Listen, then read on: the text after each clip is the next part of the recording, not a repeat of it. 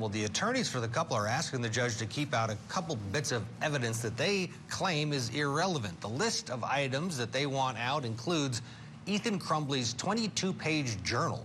Investigators say they found his plans to shoot up Oxford High School in that journal. The parents also want to exclude text messages between their son and a friend. In one exchange, the son allegedly told his friends that his mom laughed at him when he told her about his mental health struggles and, quote, "I actually asked my dad to take me to the doctor yesterday, but he just gave me some pills and told me to suck it up."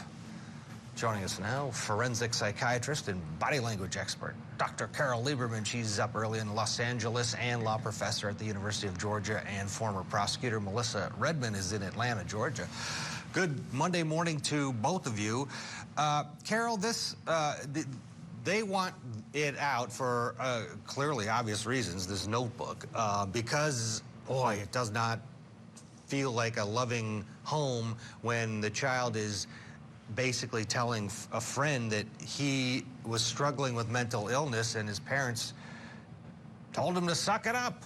How important is this, and how does it, how will something like this affect a jury if they are exposed to this type of information? Well, it goes along with so much else that the parents did. From the time that he was little and they left him alone in the home to go drinking and didn't leave a phone with him. He had to knock on the neighbor's door, to go all the way up till the day of the shooting when they called him. The school had called him the day before because they were concerned about him. And then that day, the school asked him to ask the parents to take him home, take him to a psychiatrist. They just left him there. They didn't look in his backpack. I mean, there are so many things. There's a whole list of things that the parents did wrong. From the time that he was young, they bred him to become a school shooter. The defense also wants to exclude Ethan Crumbley's internet searches and any evidence related to his Instagram posts. Testimony and evidence related to a bird head found in a jar in Ethan Crumbley's bedroom, and testimony related to the parents' involvement with alcohol, marijuana, and a coin from Nazi Germany found in their home. Again, Carole, you mentioned the alcohol scenario earlier. The bird head in the, I mean, it's that for a jury, if they're exposed to that, they're like, whoa, you know, that is a huge red flag.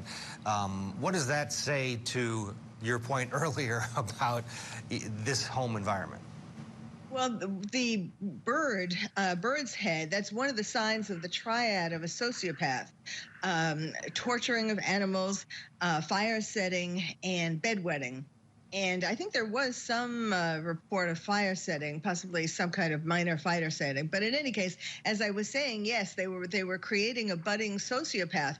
And not only did they not respond when he was growing up and telling them, I need help, I need to go to the doctor. And not only did they not take him, but in addition to that, they bought him a gun. They literally put the gun in his hand.